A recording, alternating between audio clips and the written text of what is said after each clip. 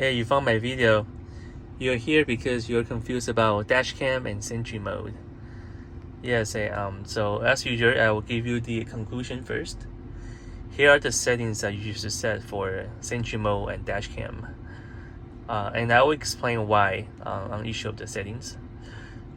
So on Sentry mode, I recommend you turn it on by exclude tone. Camera-based detection, you should turn it on. Disable Sentry sound, just disable. View live camera by mobile app, you should have it enabled. Dashcam, you should set it to auto, and you should also enable on hunk. Alright, so there are two primary situations that these two modes addressed. Number one, Sentry mode. Number one, in the situation, sometimes you just park your car. When you come back, you find out that your window was got breaking. Yeah, your purse got stolen, or you just parking in the parking lot. You come back and you find out that somebody scratched your car, right?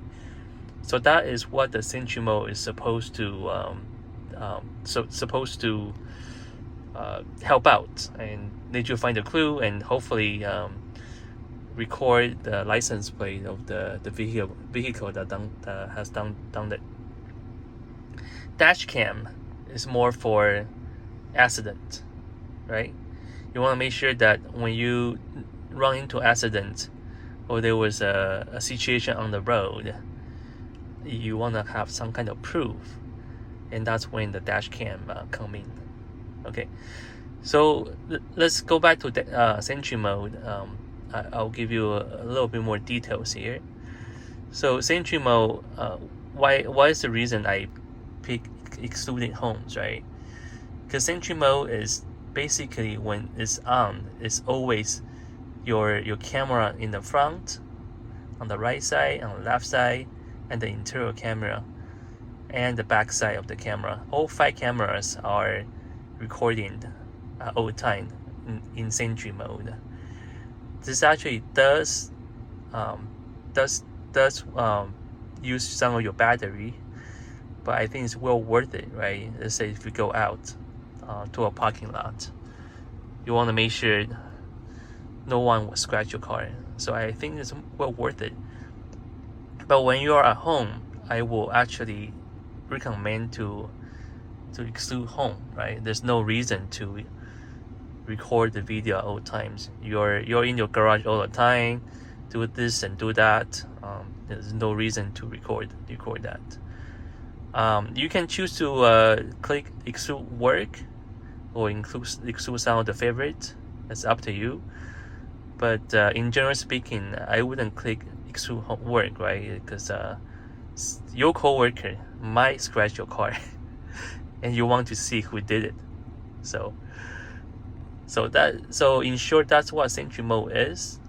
Then you have this view live camera by mobile app, right? Basically, you go to the Tesla app, you are able to see five of your camera live. Again, it's the front camera, left and right, the interior camera, and the back camera. You can see that in real time.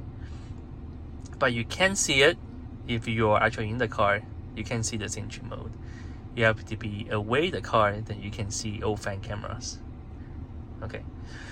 So let's say there's something being recorded in Sentry mode, right? I will imagine that they will, because people will walk by your car. So what you would do is that you go to the Dashcam app. Under the Dashcam app, you can see these are the Sentry mode recording, right? These are the actual recording. But if you look at it, there's nothing outstanding. It's just meaning that somebody is walking by your car. This red dot here is when it triggers the Sentry mode. You see that person just walked by the car on the right side, right? Let me explain one more time. Under Sentry mode, your 5 camera is always recording. always recording and overwrite itself. But when there's an actual event triggers, like that person just walking by, then this become one of the permanent recording that will not be overwrite. So you'll always be able to go back and see this, and in case something happens, right? So as you can see, we went somewhere, and these are the basically all the Sentry mode event during that time, during our parking at the parking lot.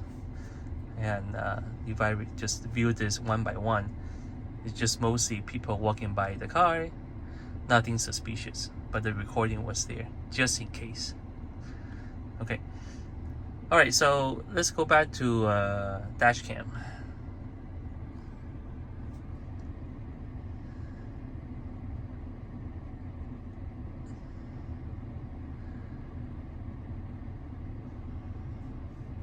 All right, Dashcam.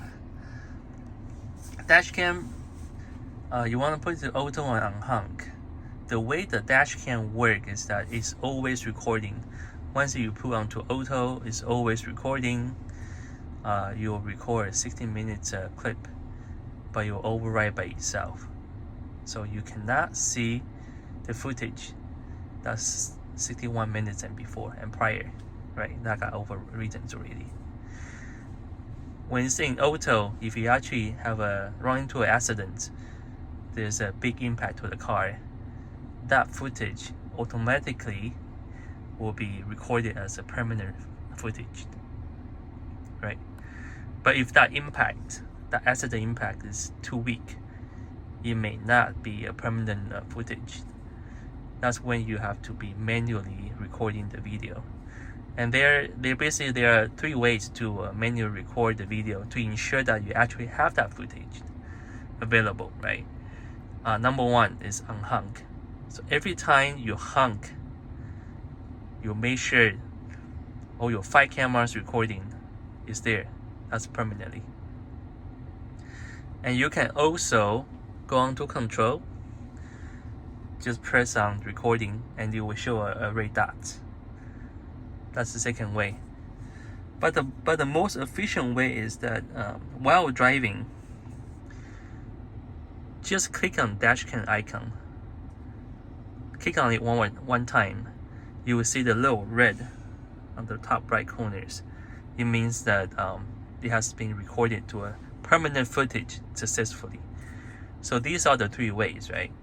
So again, that if I were you, I run into an accident, what I would do is that immediately after I run into an accident, I would just click on the icons on the Dashcam to ensure there is a footage that's recorded permanently, so it will not be overwritten. So I'll always be able to go back and refer to this. Now that this is kind of clear to you how it works, I want to explain how the storage works, right? As you guys know that in the Tesla, if you open the glove box, you're able to see this little USB. All right, so that is the 128 gigabyte USB. Right. The way how the footage works is always recording by itself and overwritten. So you will see a 16 minutes footage, right? And all this permanent footage, as I can see, these are the permanent footage. I either manually recorded from the Dashcam, or you record it under the Sentry mode. These are considered the permanent footage.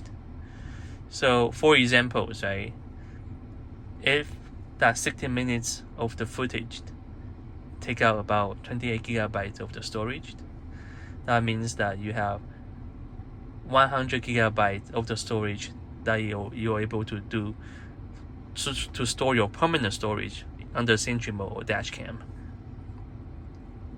right? So at some point in time, you do have to kind of clean up this footage in here, right? Let's say there's nothing suspicious stick out, so that you can store more Sentry mode and Dashcam for future reference. Alright, so I hope this video is